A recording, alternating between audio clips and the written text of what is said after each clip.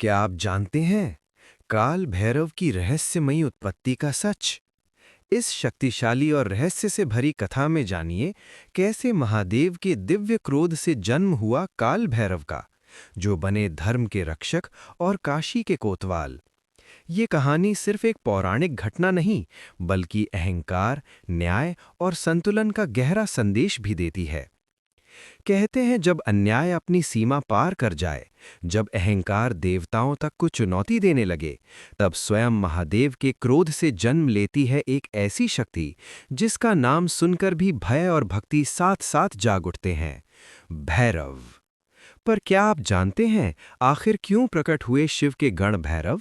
किस घटना ने महादेव के शांत स्वरूप को भयंकर रूप लेने पर मजबूर कर दिया?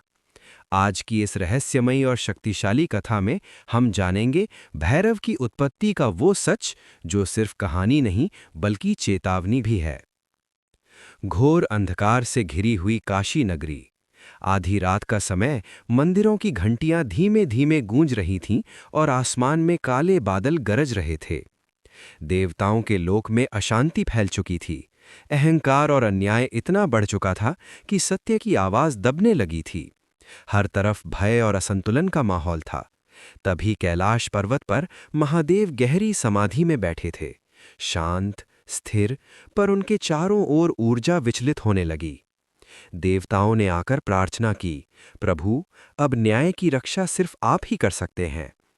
महादेव की आंखें धीरे धीरे खुलीं और उसी क्षण वातावरण में एक भयंकर कंपन फैल गया, जैसे कोई महान और उग्र शक्ति जन्म लेने वाली हो। हर मोड़ पर छिपा है एक नया रहस्य। पूरी कहानी का अनुभव लेने के लिए हमारी लॉन्ग वीडियो जरूर देखें। कैलाश पर्वत पर अचानक आकाश गरजने लगा। चारों दिशाओं में तेज तूफान उठ खड़ा हुआ। महादेव का शांत चेहरा अब क्रोध से तेजस्वी हो उठा। उनकी तीसरी आंख की ज्वाला जैसे सृष्टि का संतुलन मांग रही थी। देवताओं ने भय और आशा के साथ महादेव की ओर देखा, और उसी क्षण शिव के दिव्य क्रोध से एक प्रचंड अग्नि प्रकट हुई। उस अग्नि से जन्म हुआ काल भैरव का। काले बादलों जैसा स्वरूप, आंखों में अग्नि की चमक, हाथ में त्रिशूल और चारों ओर ऐसी ऊर्जा कि समय भी मानो थम गया। उनके प्रकट होते ही वातावरण बदल गया। अन्याय और अहंकार की शक्ति कांप उठी।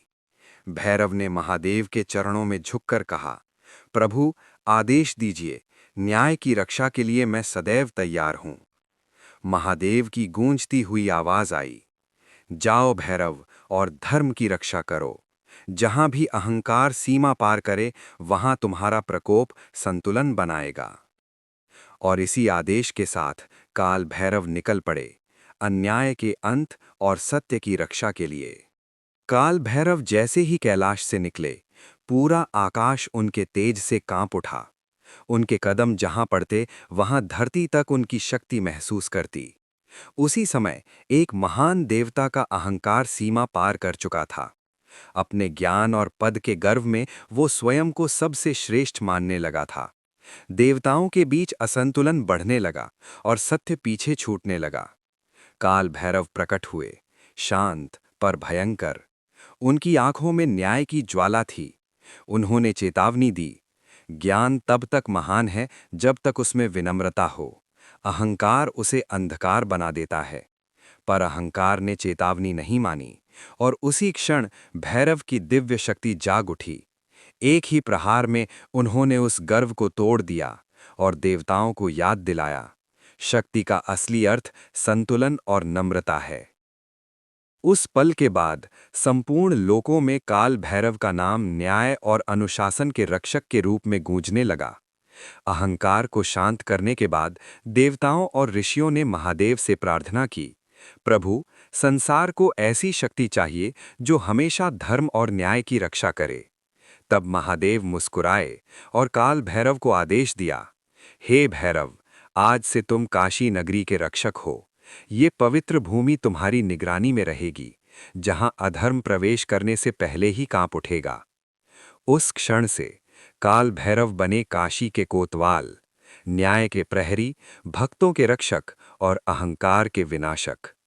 कहते हैं, आज भी काशी में प्रवेश करने से पहले भक्त काल भैरव को प्रणाम करते हैं, क्योंकि उनकी अनुमति के बिना काशी की आध्यात्मिक यात्रा अधूरी मानी जाती है।